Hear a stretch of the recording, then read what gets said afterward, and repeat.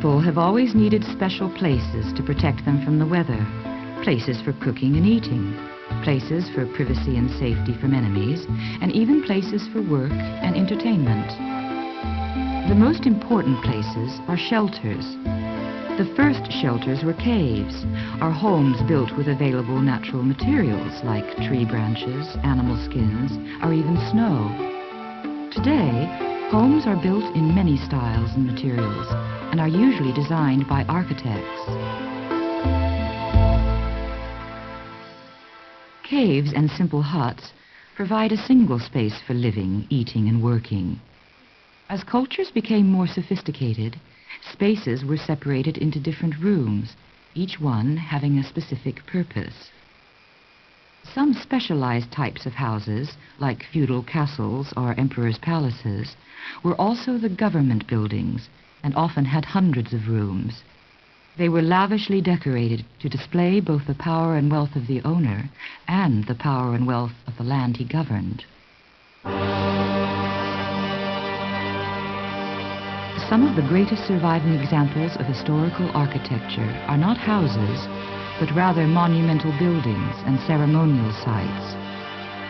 The pyramids of Egypt were tombs built for the pharaohs and housed the soul and its belongings on the journey into the afterlife. The ancient Greeks built public arenas for art and temples, like the Parthenon in Athens, to honor their gods and to provide a place of worship. The system of architectural proportion and decoration developed in Greece inspired later Roman building. Its simplicity and elegance remained the basis of Western architecture until the mid-19th century. The magnificent cathedrals of medieval Europe displayed the most profound expression of religious sentiment. The architects and artists worked in anonymity, their Gothic arches and towering spires proclaiming their faith in a God in heaven. In Renaissance cathedrals, domes tended to replace the spires of medieval churches. Since ancient times, large public buildings such as these have required special materials and organization of labor. Timber frames and clay bricks supported houses, but monuments required stone blocks and large gangs of labor to move them. Bricks and stone blocks formed the basic building material of most European and American architecture until the modern era.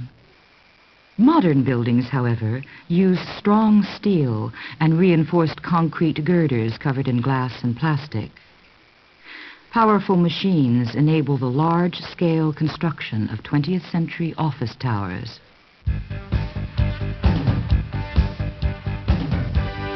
Skyscrapers have become the dominant structures in the center of most cities in the world.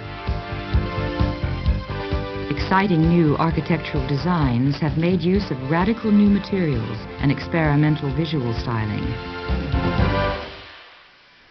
Churches, art galleries, and performing arts halls provide the architect with an opportunity to stretch creative powers. They have often become landmarks of particular cities, as the famous opera house has become a distinctive emblem of Sydney, Australia. The ground area surrounding buildings is often designed specially by landscape architects. Parks, water fountains, and sculpture gardens provide restful and visually interesting areas within the city core.